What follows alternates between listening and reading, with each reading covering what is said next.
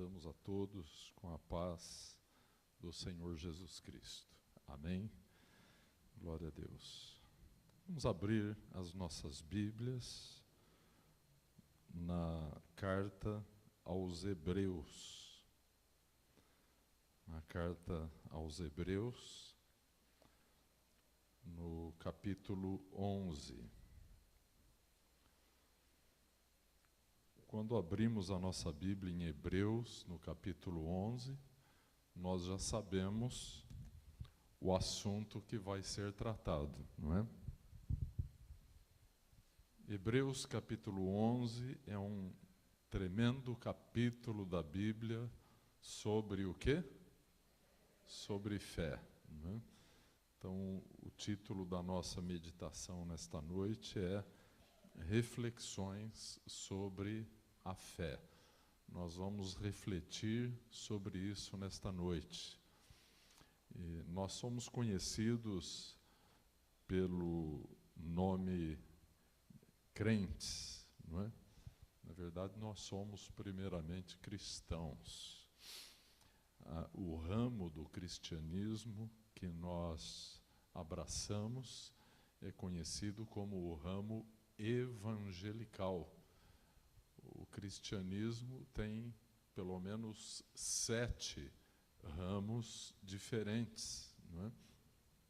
Cada um deles trazendo consigo uma ênfase especial.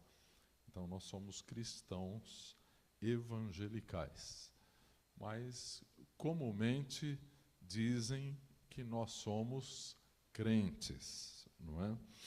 Quando uma pessoa nasce de Deus e abraça a fé em Jesus Cristo, as pessoas de fora da igreja dizem assim: ele virou crente, não é verdade?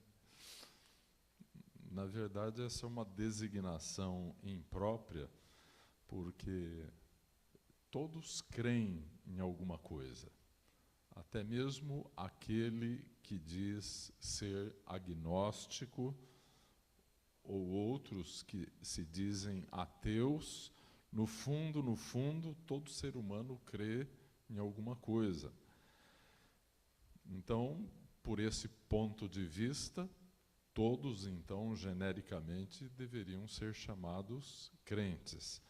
Razão pela qual eu creio que essa designação crente é uma designação imprópria para aquilo que somos realmente.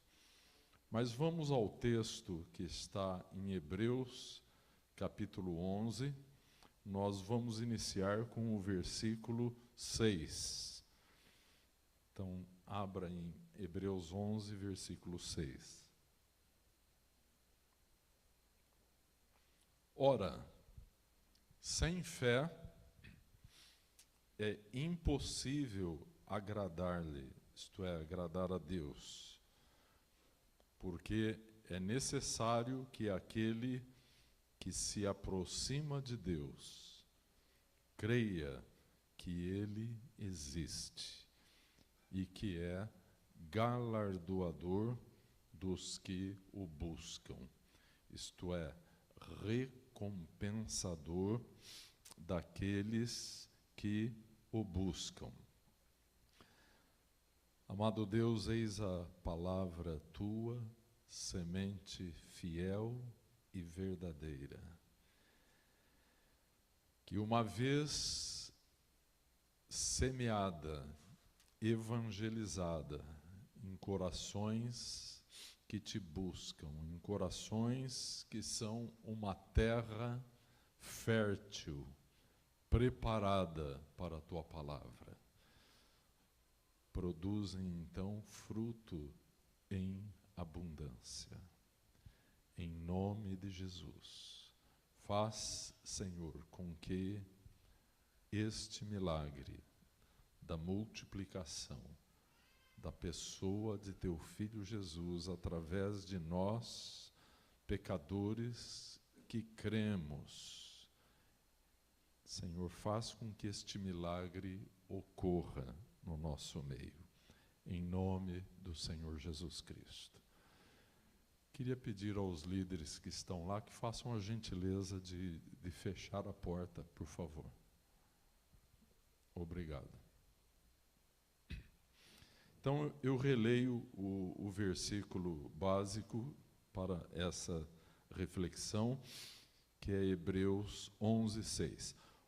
Ora, sem fé é impossível agradar a Deus. A palavra de Deus está colocando aqui uma condição absoluta. Não podemos agradar a Deus sem fé. Ocorre, porém, que a palavra fé aparece na Bíblia com diferentes acepções. Nós costumamos falar a fé cristã.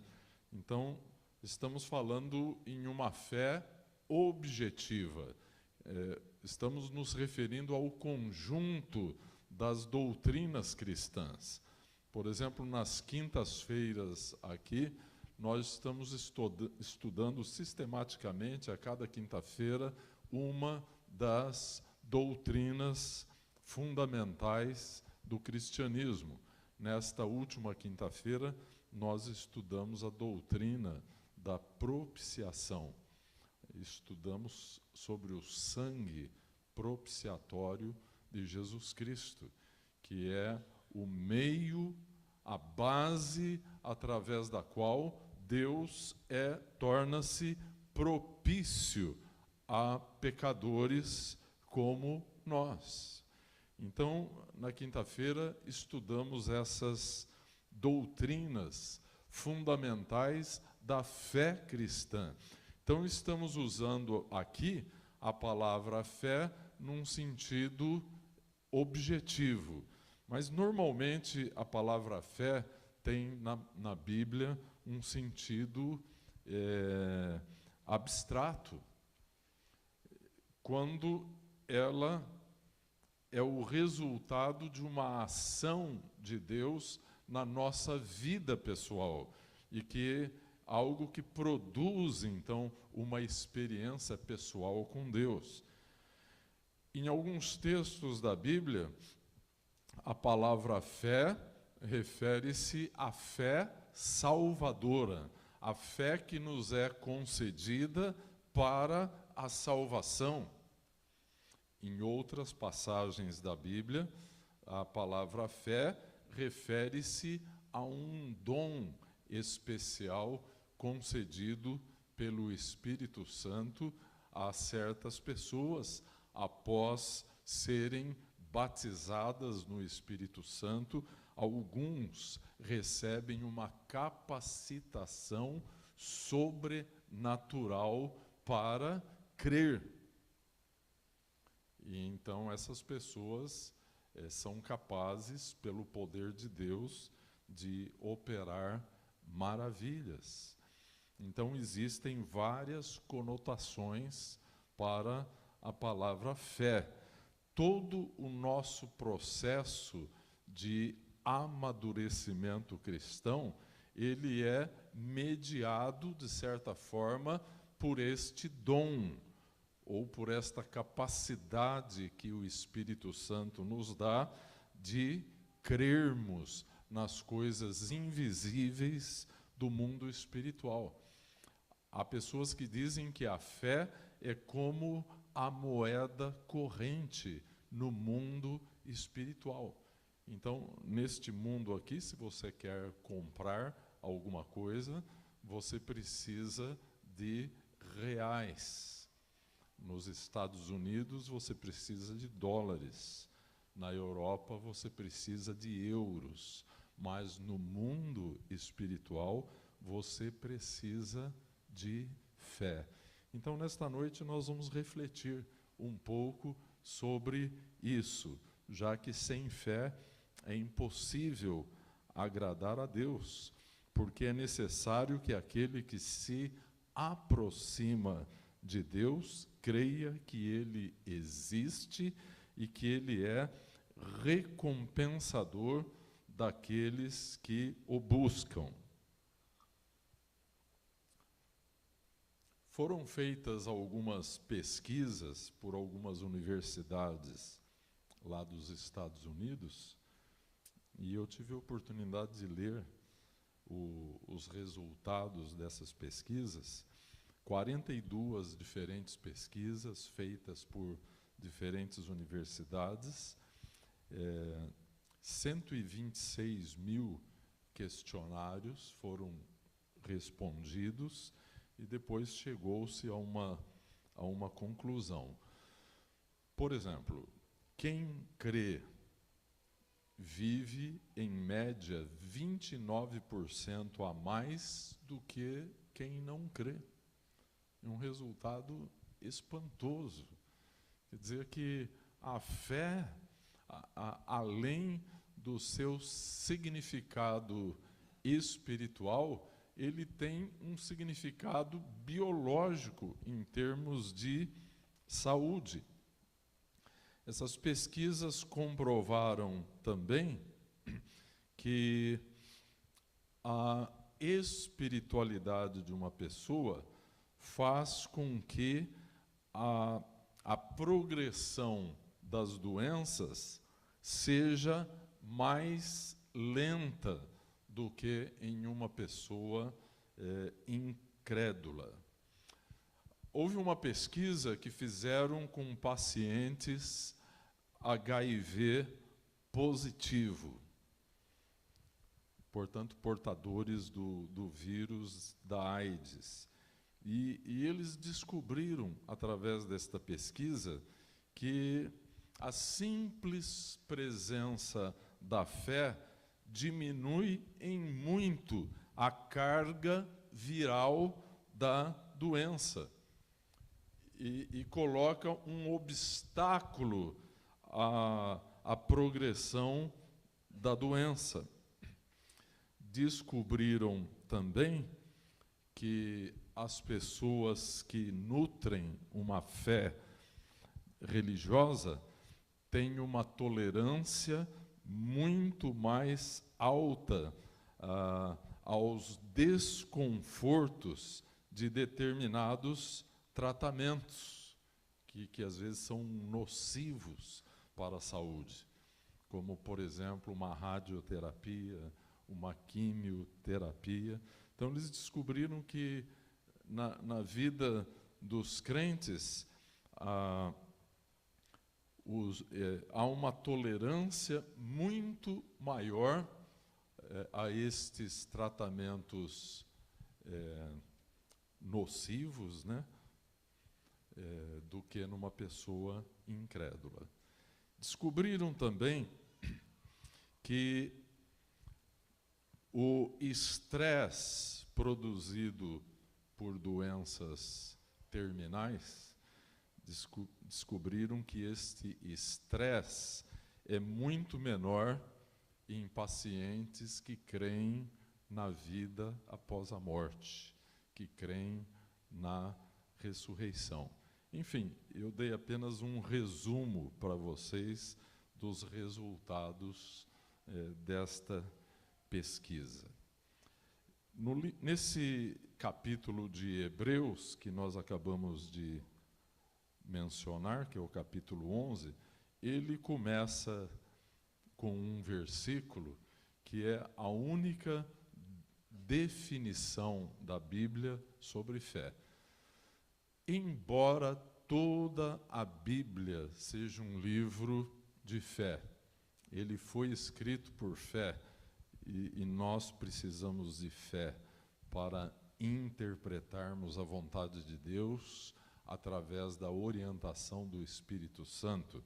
Eu costumo dizer que a Bíblia é o único livro que você lê em sua própria língua, mas você precisa de um intérprete.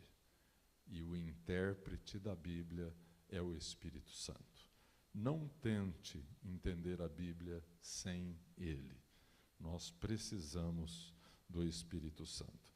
Mas então, esse versículo 1, ele diz assim: ora, a fé é o firme fundamento das coisas que se esperam e a prova das coisas que se não veem. este versículo ele é muito forte e ele traz consigo uma grande autoridade espiritual. A palavra que é usada aqui no grego para fundamento ou certeza é a palavra upostasis, que em grego quer dizer a realidade de algo, quer dizer fundamento de algo, quer dizer representação e quer dizer também substância.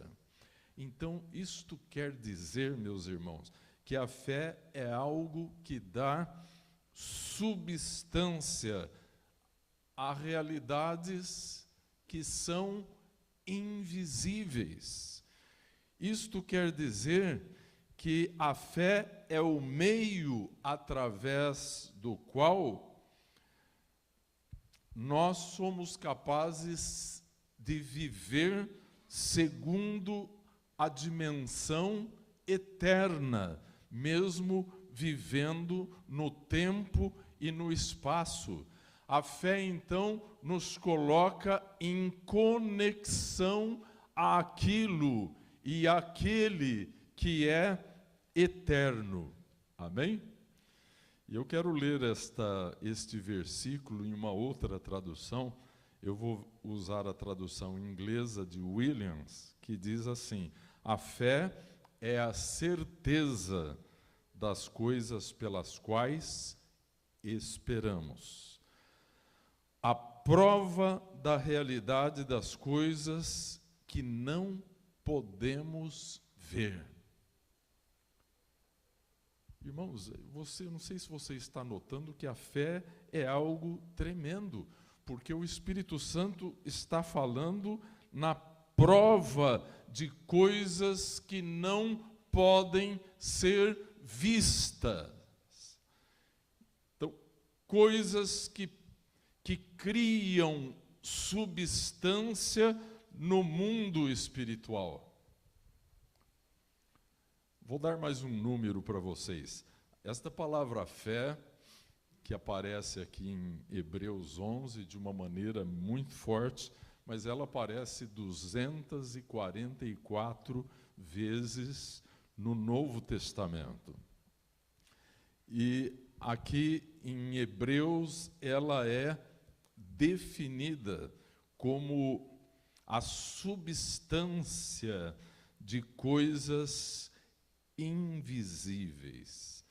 Então, um bom teólogo diria que a fé é a consubstanciação das realidades espirituais. Isto é, que a fé é capaz de criar substância para a mente, a consciência do crente. Substância de algo que ainda não aconteceu, substância de algo que ainda não existe no tempo e no espaço, mas passa a existir no mundo peculiar da fé. Amém? Eu vou dar um exemplo muito bonito da biografia de George Miller. George Miller teve um chamado de Deus para levar uma vida de fé. E ele cuidava de muitos orfanatos na Inglaterra. Ele sustentava milhares de órfãos naqueles orfanatos. E na biografia dele, há um exemplo muito bonito de uma vez que ele se assentou com os órfãos do orfanato para dar graças pelo alimento, mas não havia alimento pela manhã. O orfanato subsistia de ofertas voluntárias. E exatamente naquele dia não havia dinheiro para comprar pão e leite para os órfãos, mas ele se assentou na mesa com os órfãos e ele deu graças pelo alimento. Quando ele acabou de orar, tocaram a campainha do orfanato. Era o leiteiro. Naquele tempo, meus irmãos,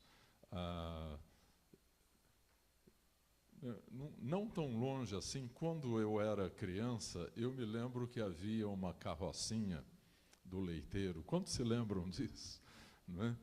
E o leite era entregue na nossa casa e era um litro, não é, de vidro. Não é?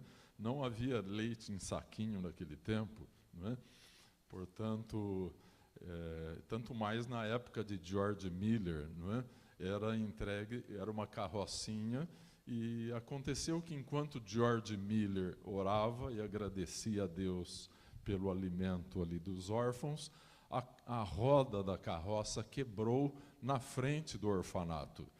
E o leite não era refrigerado, então ele tinha que ser consumido de imediato.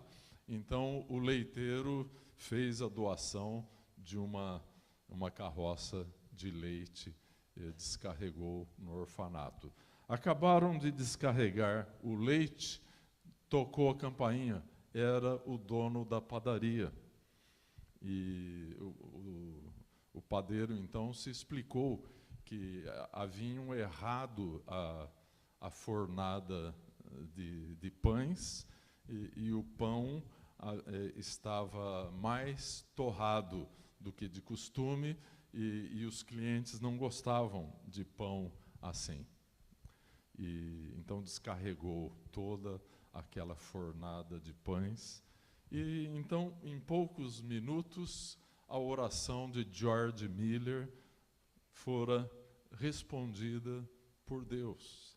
Não havia pão e não havia leite, mas a fé daquele homem criou no mundo espiritual a substância do leite e do pão que matariam a fome daqueles órfãos que estavam ali. Eu espero que esse exemplo tenha clarificado para você o sentido desta palavra grega, upóstasis, que é usada pelo Espírito Santo em Hebreus 11, versículo 1.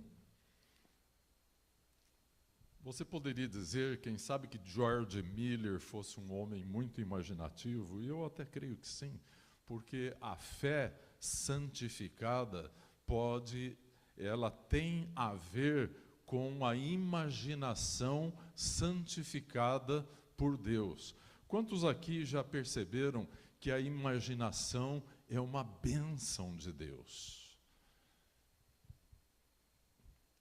Eu tenho um livro na minha biblioteca que foi escrito por um prêmio Nobel de medicina, de biologia molecular. E esse autor, então, ele fez um trabalho monumental sobre biologia molecular, e certa vez perguntaram a ele como que ele chegou àquelas conclusões, né, tão inspiradoras. E ele dizia que nas horas vagas no laboratório, ele se imaginava como sendo uma molécula. E eu achei muito engraçado aquilo, né? Porque eu também trabalhei com pesquisa e passava horas e horas dentro de um laboratório, mas nunca me ocorreu me identificar com um átomo ou com uma molécula ou com um micro-organismo qualquer.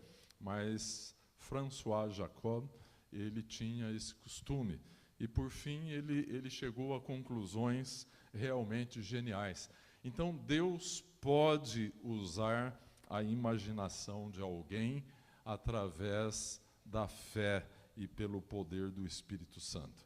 Vou contar uma história engraçada de um dos meus netos. É o meu amigo Pedro. E o Pedro, certa vez, estava pedindo alguma coisa para a Raquel. E a Raquel, então, deu aquela clássica explicação: mas não tem dinheiro. para comprar.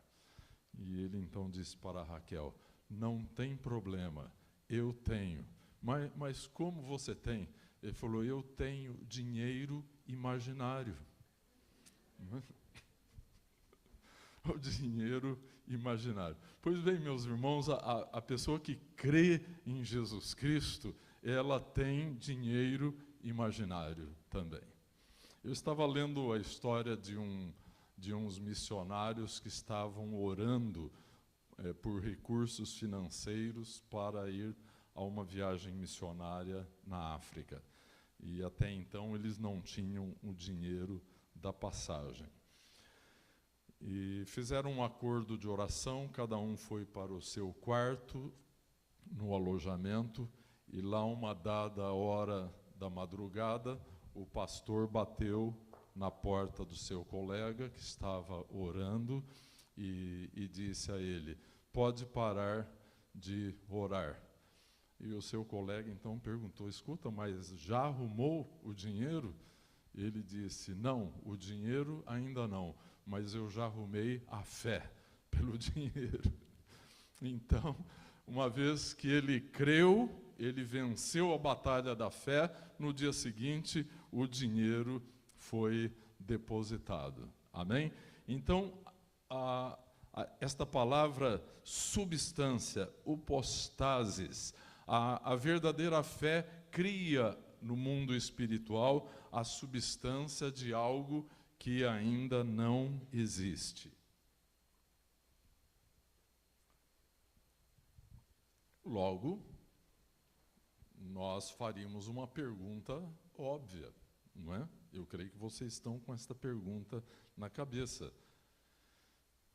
Já que é assim, como podemos desenvolver a fé? Não é? Você não pensou em fazer essa pergunta? Como desenvolver a fé? Então, para responder essa pergunta, eu tenho duas notícias para vocês. Uma boa notícia e uma má notícia. Por onde vocês querem que eu comece? Vamos começar pela boa notícia? Tá? A boa notícia é a seguinte: a fé se desenvolve mediante o uso. Se você quer desenvolver fé, você precisa usar a fé. Então, é o exercício da fé que faz crescer a fé. Imagine uma pessoa que quer desenvolver músculos. Tem que tornar-se um atleta ou ir para uma academia de musculação.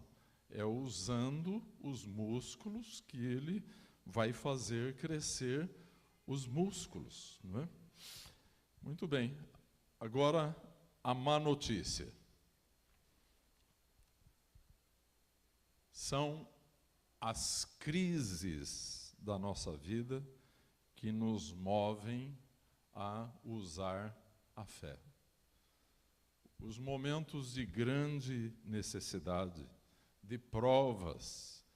Nós, aqui na igreja, acumulamos muitos conhecimentos sobre a Bíblia. Eu creio que nós, cristãos do século XXI, conhecemos muito mais sobre a Bíblia, sobre teologia, do que os crentes da era apostólica. Naquela época, a Bíblia deles era formada unicamente pelo Antigo Testamento. Hoje nós temos o Antigo Testamento, temos o Novo Testamento, temos 2000 anos de história da igreja, não é?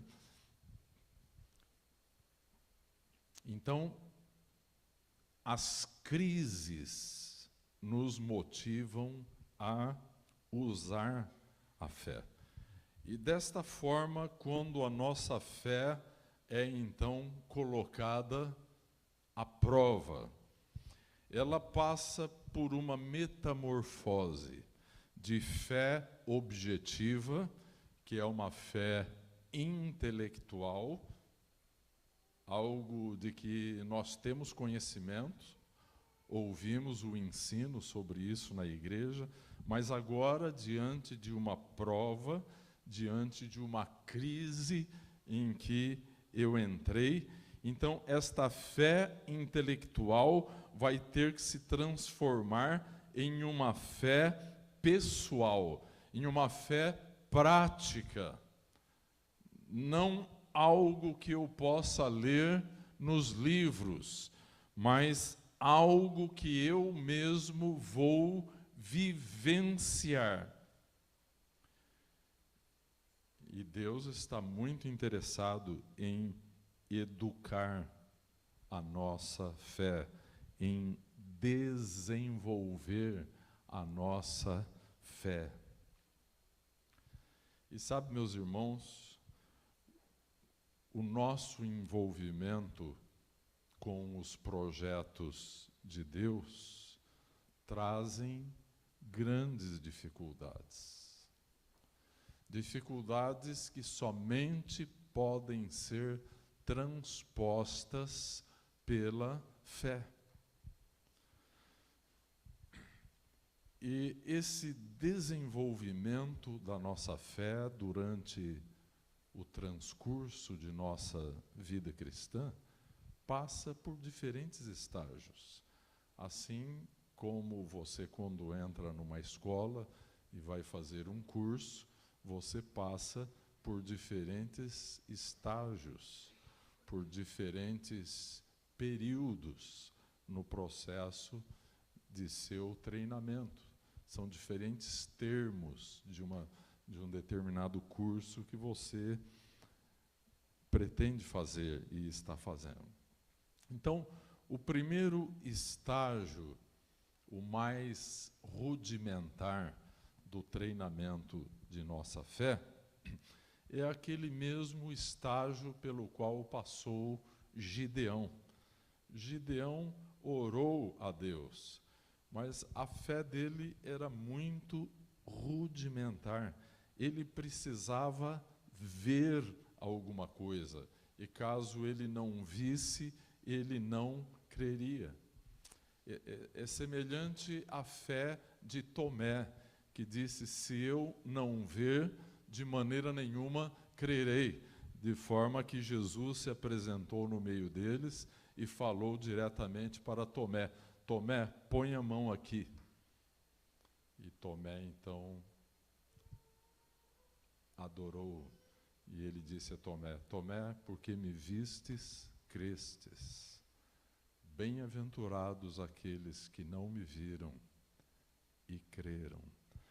Então, o segundo estágio do desenvolvimento de nossa fé já não depende mais de ver, mas ainda depende de sentir.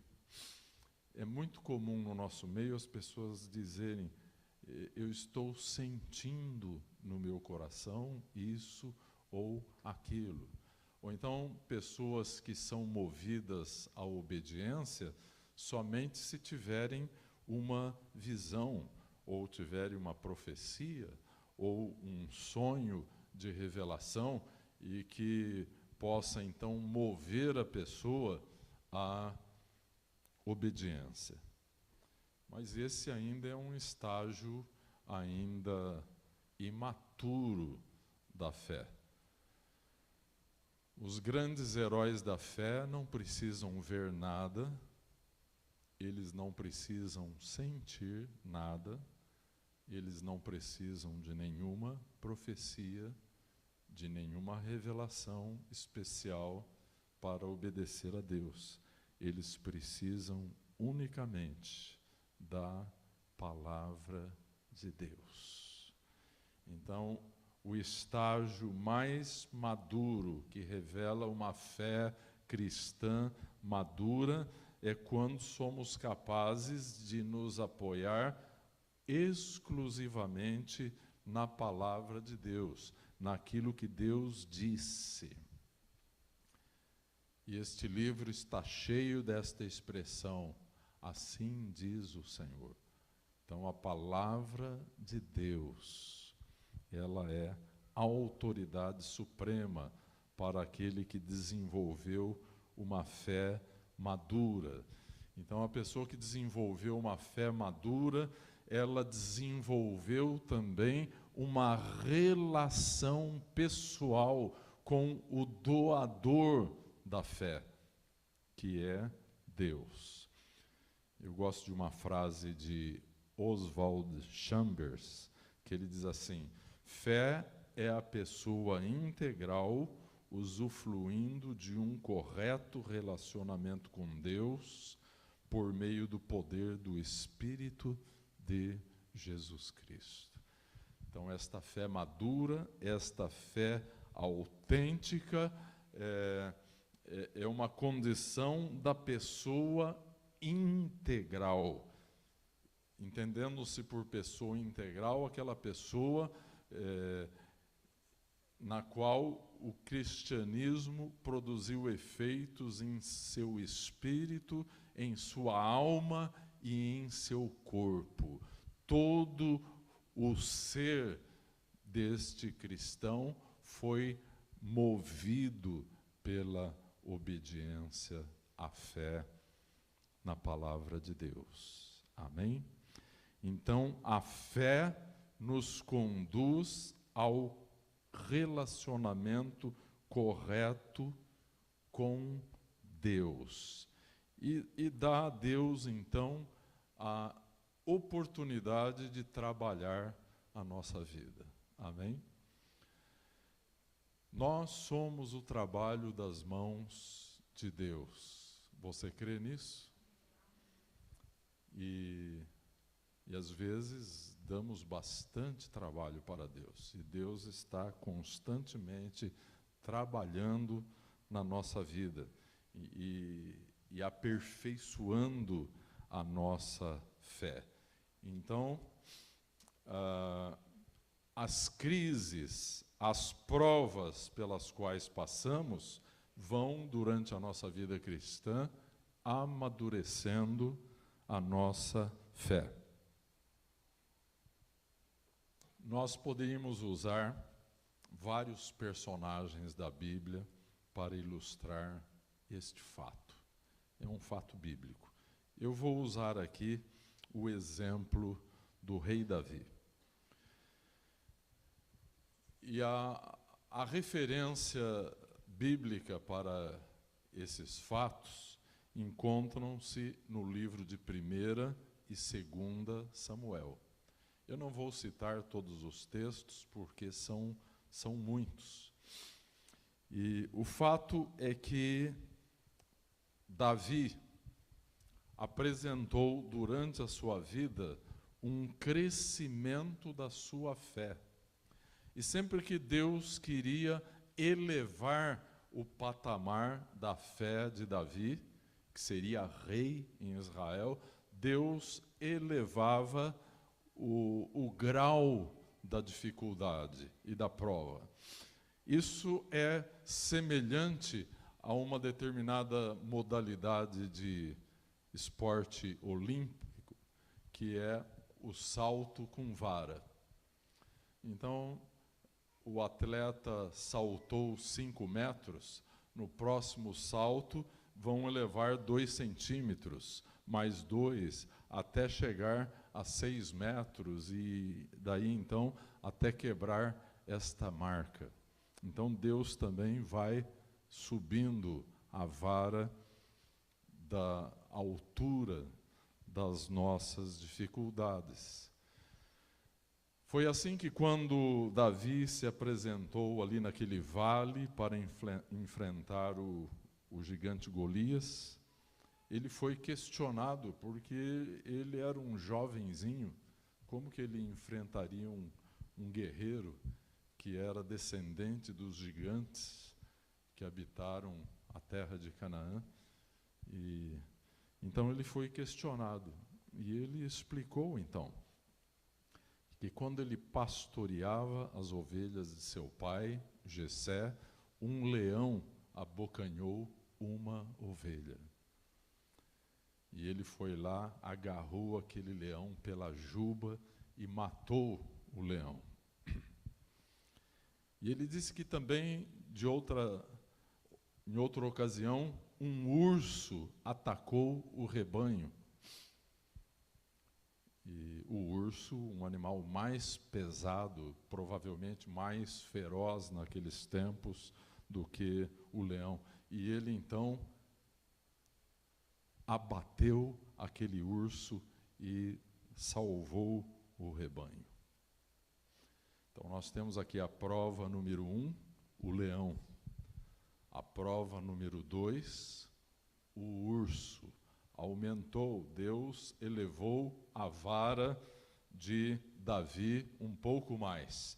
Mas naquele momento, o exército de Israel está sendo desprezado por um gigante.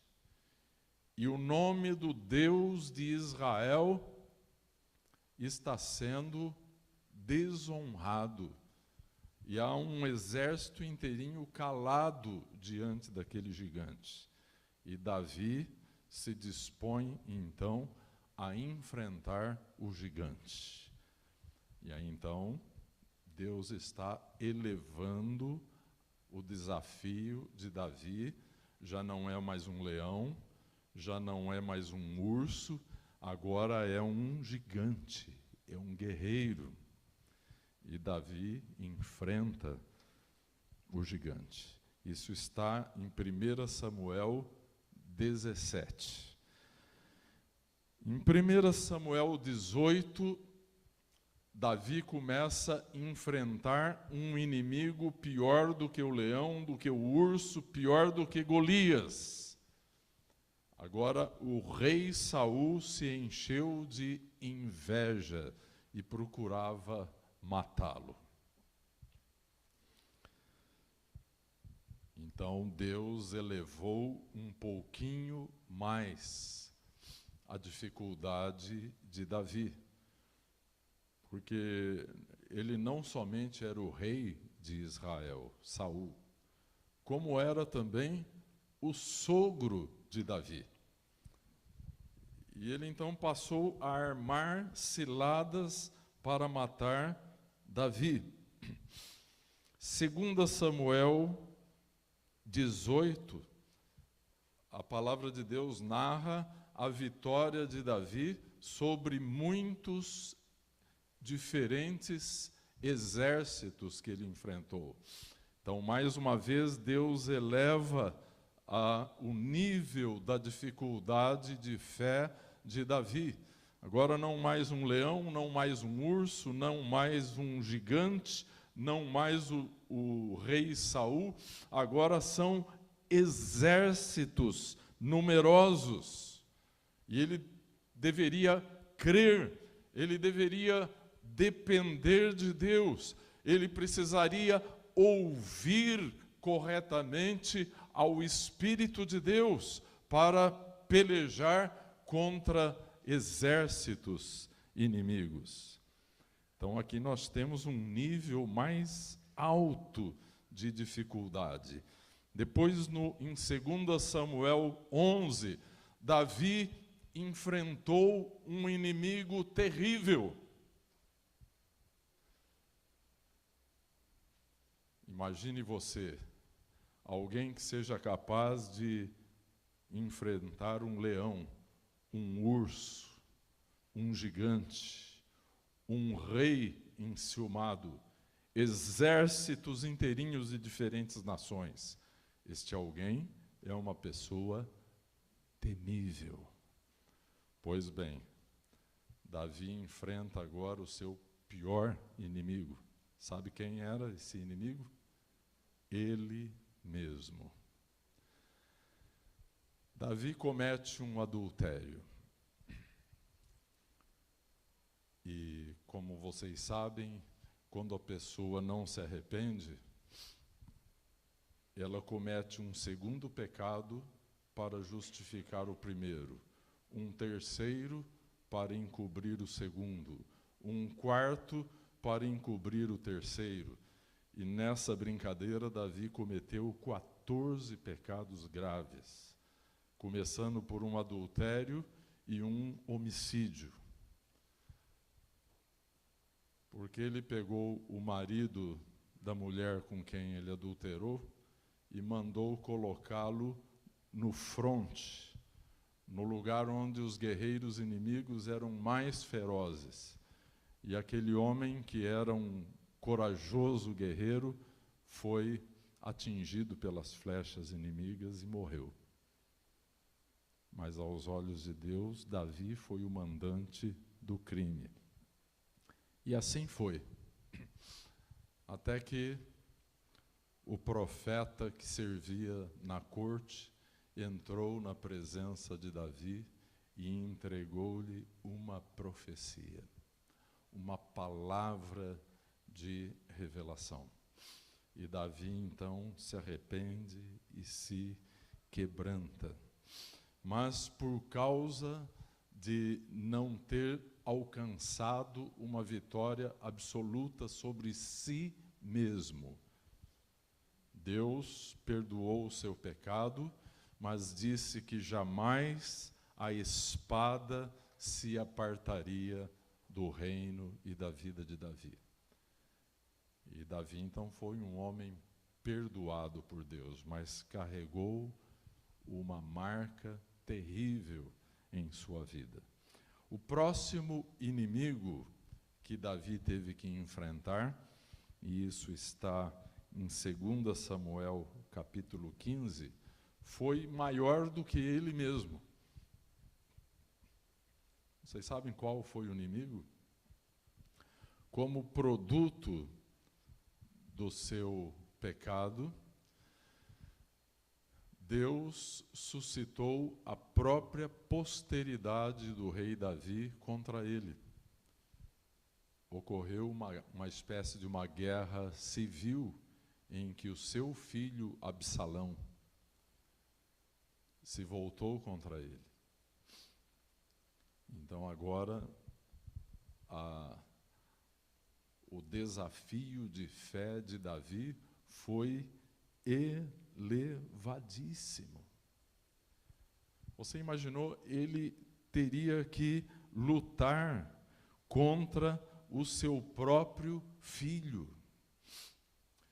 E ele realmente não sabia o que fazer, porque como pai, ele queria preservar a vida do seu filho. Mas o general do seu exército, que era Joabe, não teve dúvida. Quando o exército de Absalão recuou, Absalão estava montado e entrou por um arvoredo espesso, e diz a palavra de Deus que Absalão era um jovem muito alto, diz que era um homem muito bonito, e tinha uma longa cabeleira, ele tinha muito cabelo. E ao fugindo montado, o seu cabelo, que era muito abundante, ficou preso nos galhos das árvores. E a sua montaria seguiu adiante, e ele ficou preso ali. E chegou ali o general do exército de Davi, Joabe. E ainda que o rei Davi havia dado muitas recomendações a respeito de seu filho Absalão, Joabe tirou uma flecha, esticou o arco e atravessou o coração do filho de Davi, que estava pendurado naquela árvore. Foi assim que a vitória caiu sobre a vida daquele pai como uma triste derrota.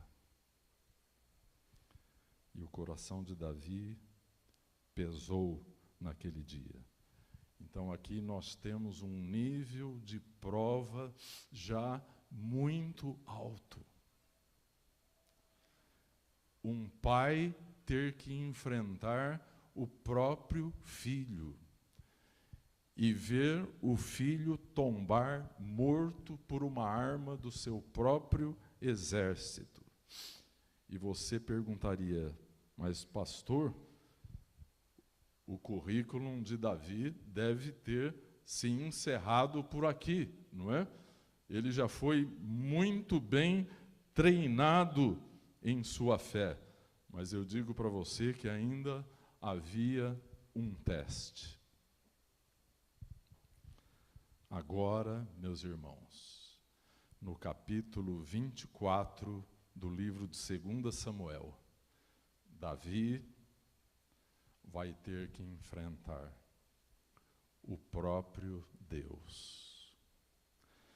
E isso aconteceu da seguinte maneira: Davi, como bom rei que ele era, desejou enumerar o povo, isto é, ele desejou fazer um recenseamento. E aquilo pareceu muito mal aos olhos dos seus oficiais. Que Davi, um homem de Deus, de repente estava confiando muito mais nas estatísticas numéricas do seu exército do que em Deus. Mas como era uma ordem do rei, eles obedeceram e eles foram lá e trouxeram para Davi o número daquele recenseamento. E quando trouxeram, então, a Bíblia diz que o coração doeu a Davi, depois de haver numerado o povo. E disse Davi ao Senhor: muito pequei no que fiz. Porém agora, ó Senhor, peço-te que transpasses a iniquidade do teu servo, porque tenho procedido muito loucamente. Levantando-se, pois, Davi pela manhã, veio a palavra do Senhor ao profeta Gade, vidente de Davi, quer dizer, profeta, naquele tempo eles chamavam de vidente, dizendo: vai e dize a Davi. Vejam, meus irmãos, como é difícil ser profeta num momento como esse. Vai e dize a Davi: assim diz o Senhor, 3 coisas te ofereço, escolhe uma delas para que te faça. Veio, pois, Gade a Davi e fez-lhe saber, e disse: queres que 7 anos de fome te venham à tua terra, ou que por 3 meses fujas diante de teus inimigos, e eles te persigam, ou que por 3 dias haja peste na tua terra? Delibera agora, e vê que resposta hei de dar ao que me enviou. Meus irmãos, agora a prova de fé atingiu o seu nível mais alto. Pela primeira vez na vida de Davi, ele e o próprio Deus estão em campos opostos. E ainda que ele fosse um homem de Deus, agora ele vai ter que provar a consequência inevitável do seu pecado. Então disse Davi a Gade: estou em grande angústia, porém caiamos nas mãos do Senhor, porque muitas são as suas misericórdias, mas nas mãos dos homens não caia eu. Para você entender esse texto e esta prova de fé terrível do rei Davi, ele escolheu os 3 dias de peste. Por quê? A peste, na palavra de Deus, sempre vinha pelo dedo de Deus. É uma correção divina. Então Davi, que era íntimo adorador de Deus, ele conhecia o caráter de Deus, que muitas são as suas misericórdias. Por isso ele faz a sua decisão e ele dá a sua resposta: que eu caia nas mãos de Deus, mas que eu não caia nas mãos dos homens. Ele preferiu ser tratado e ser corrigido por Deus. Então enviou o Senhor a peste a Israel, desde pela manhã até ao tempo determinado, e desde Dan até Berseba. Dan fica ao norte, Berseba ao sul. Morreram 70.000 homens do povo de Israel. E esse texto, meus irmãos, é muito bonito, porque Davi, num dado momento, ele teve uma visão, e ele viu o anjo que Deus enviara sobre Israel com a espada desembainhada. Aquela atitude do anjo queria dizer que ele continuaria matando, porque o que foi que Davi queria com o seu pecado?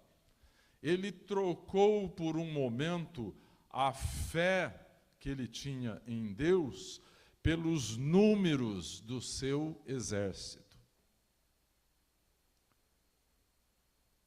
Ele cometeu uma falha, sem perceber a princípio que ele estava praticando uma desonra contra o Deus que havia tirado ele de trás dos rebanhos de seu pai e colocado a ele para governar o povo de Israel. Então Davi, que era um adorador, era um homem espiritual, ele vê aquele anjo que fazia a destruição entre o povo de Israel. E ele então clama ao Senhor. E o Senhor diz ao anjo: basta, agora retira a tua mão. E o anjo do Senhor estava junto à eira de Araúna, o Jebuseu. Então havia um monte ali, que é o monte chamado Monte Moriá, e a Bíblia diz: e vendo Davi ao anjo que feria o povo, falou o Senhor ao Senhor e disse: eis que eu sou o que pequei, e eu que iniquamente procedi, porém estas ovelhas que fizeram? Seja, pois, a tua mão contra mim e contra a casa de meu pai. E Gade veio naquele mesmo dia a Davi e disse-lhe: sobe, levanta ao Senhor um altar na eira de Araúna, o Jebuseu. Meus irmãos, veja como Deus é maravilhoso. Este lugar onde estava a eira de Araúna foi onde o templo foi construído. Amém? E Davi então subiu conforme a palavra de Gade, como o Senhor lhe tinha ordenado, e olhou Araúna e viu que vinham para ele o rei e os seus servos. Saiu, pois, Araúna, inclinou-se diante do rei com o rosto em terra, e disse a Araúna: por que vem o rei meu senhor ao seu servo?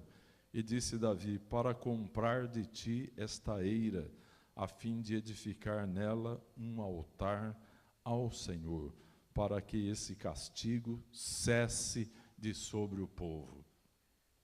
Eu lhes pergunto, o altar era uma figura do quê? O altar é uma figura veterotestamentária da cruz, o lugar onde se oferece o sacrifício, onde o sangue é derramado para que Deus seja propício em perdoar pecadores.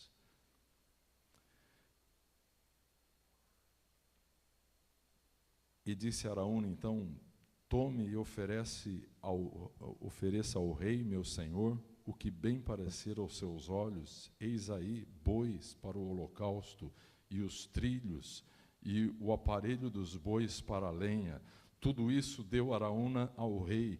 Disse mais Araúna ao rei: o Senhor teu Deus tome prazer em ti.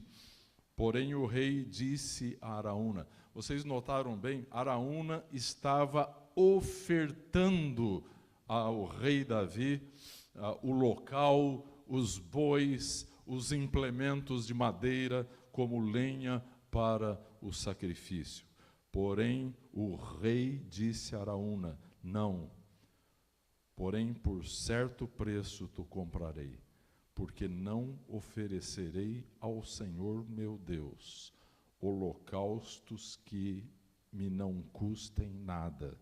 Assim Davi comprou a eira e os bois por 50 siclos de prata, e edificou ali Davi ao Senhor um altar, e ofereceu holocaustos e ofertas pacíficas. Assim o Senhor se aplacou para com a terra e cessou aquele castigo de sobre Israel. Queridos irmãos, eu me detive por mais tempo nesse último patamar do desenvolvimento da fé de Davi, porque neste feito, Davi teve que enfrentar o próprio Deus. Então, queridos irmãos, fé verdadeira é confiar em Deus, indo contra tudo o que possa contradizê-lo.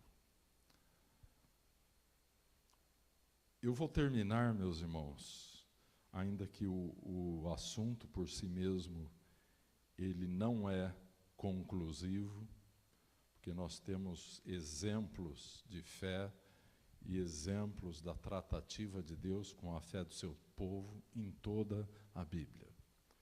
E sei que Deus está trabalhando a fé de cada um de vocês. Eu não sei em que estágio do desenvolvimento da fé você se encontra. Mas se você está aqui, você tem vindo aqui para ouvir a palavra de Deus e para adorar a Deus, se Deus é a motivação central que te traz a este lugar, então isso me permite dizer que Deus está trabalhando a sua fé. Muito provavelmente Ele não esteja trabalhando a sua fé aqui dentro. Aqui Ele está te equipando. Aqui Ele está te ungindo, te fortalecendo. As provas de tua fé são lá fora. E quando eu lhe digo assim, imediatamente você já sabe onde que estão as provas de sua fé. E eu quero concluir, meus irmãos, com aquele exemplo que eu considero o maior exemplo da Bíblia, de alguém que foi provado em sua fé. E a fé deste homem pôde dar substância no mundo espiritual. Ainda que a sua dor foi profunda, a sua recompensa foi grandiosa. Eu me refiro ao homem de Deus chamado Jó. E no capítulo 13 de Jó, no versículo 15, nós temos um versículo impressionante. E ele diz assim, no auge do seu próprio sofrimento: ainda que ele me mate, ele está se referindo a Deus. Isto quer dizer que Deus, se quisesse, poderia não somente lhe tomar os bens materiais, que Deus poderia não somente lhe tomar os filhos, as terras, os rebanhos, que Deus poderia lhe tomar a sua saúde e até mesmo a sua própria vida.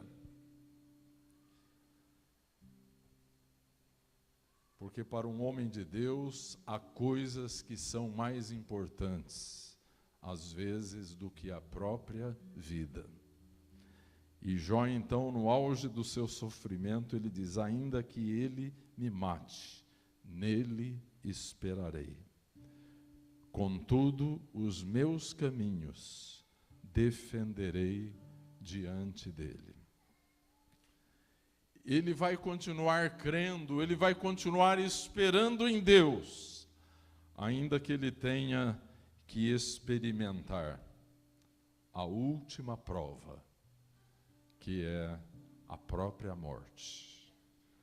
Mas no caso de Jó, houve um momento em que Deus disse: basta. E a Bíblia diz que Deus lhe restituiu tudo o que ele perdera de forma dobrada. Amém? Jó passara na prova de fé. Amém?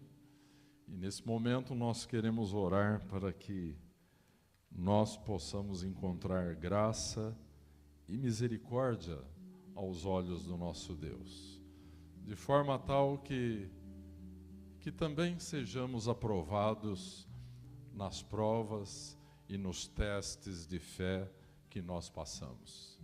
Se você neste momento está passando por um teste da sua fé, não desanime. Lembre-se desta mensagem desta noite. Agarre-se ao teu Deus, porque enquanto peregrinarmos nesta vida, Deus vai trabalhar conosco para elevar o nível da nossa fé. Amém?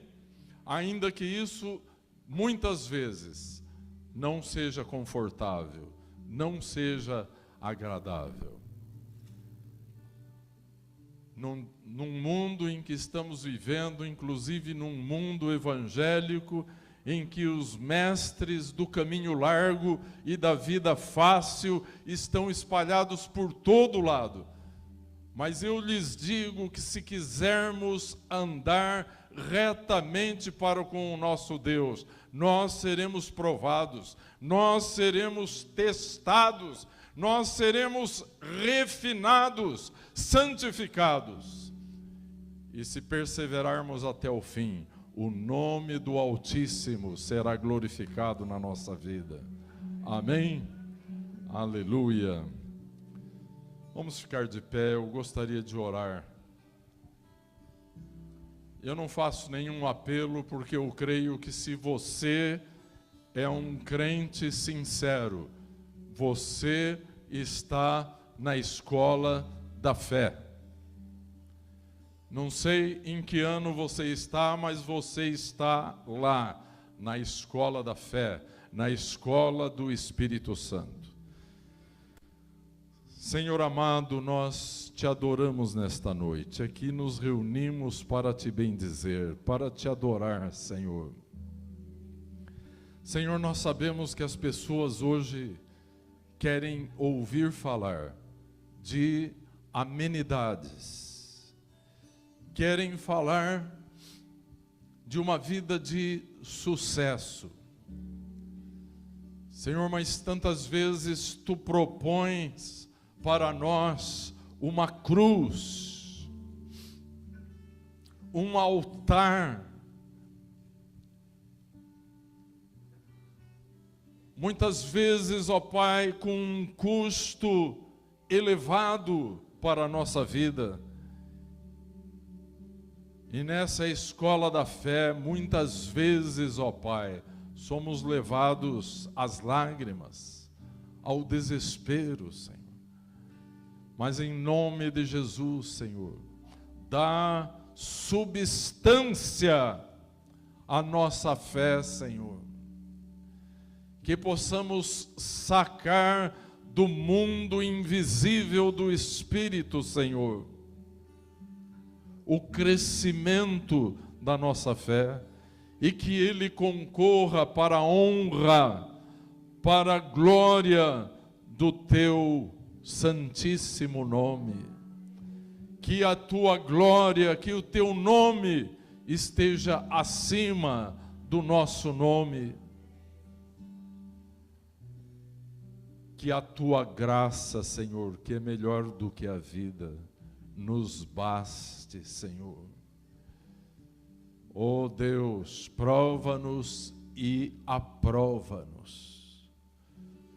Sonda, Senhor, o nosso coração e vê se em nós algum caminho mau e livra-nos pela tua justiça, Senhor.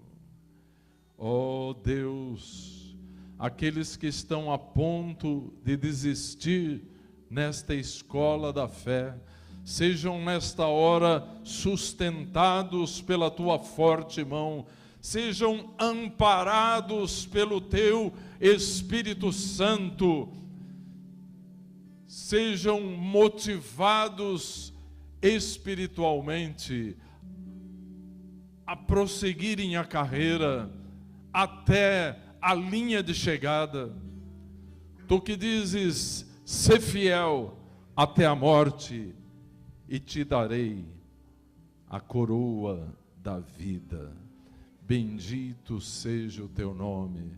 Nós te adoramos, porque tu sabes o que fazes das nossas vidas.